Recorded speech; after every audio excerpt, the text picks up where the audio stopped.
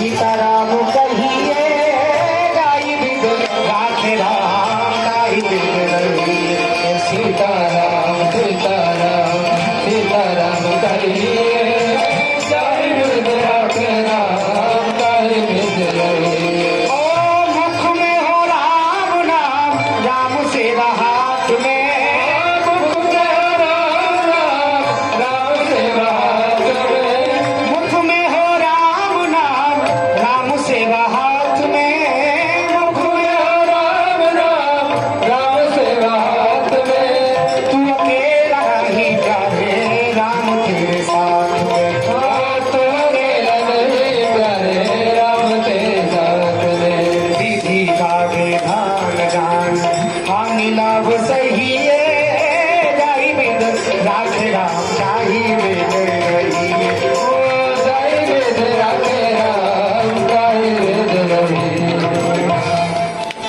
कथा में आप लोगों ने श्रवण किया था कि सुदामा ने कृष्ण के बट के चना खा लिए।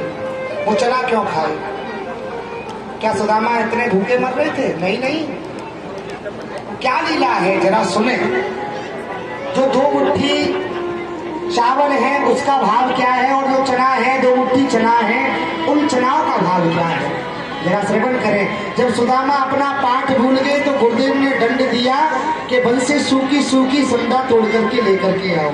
तो सुदामा के लिए भगवान ने भी अपना पाठ भुला दिया। 4 वेद कंठस्थ मोय कहूं तो होय रस भंग, अपनो पाठ भुलाए के जाऊं सुदामा संग, मैं भी सुदामा के संग जाऊंगा।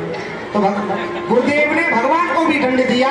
गुरु शांतिपन जी महाराज ने, तुम पाठ भूले हो तो तुम भी बल से सूखी संदा लेकर के आओ। 2 मुट्ठी चना दे दिए। अगर भूख लगे तो ये चना खा लेना महाराज। ये चना कहाँ से आए?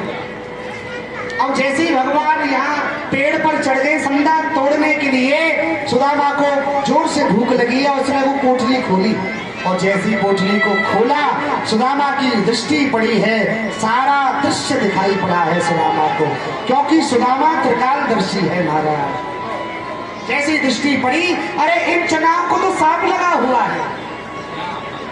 एक बुढ़िया थी, एक बूढ़ी माता थी, 4-5 दिन से बड़ी व्याकुल थी। भिक्षा में उसने 2 मुट्ठी चनाओं को लिया था।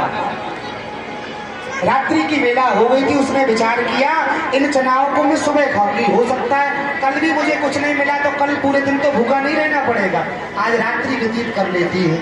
रात्रि में भी वह बुढ़िया भूखी सो गई और उन चनाओं को बांध करके उसने अपनी तकिया के नीचे रख लिया, सिराने रख लिया।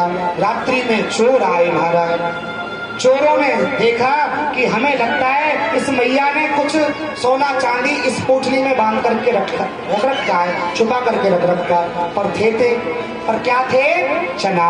चना उनको मारा। उन चनाओं को सोने के लोभ में, आभूषणों के लोभ में वह चोर चुरा करके ले गए। विद्यालय के पास में जाकर के देखा, आकर देखा तो सही इस पोटली में है क्या।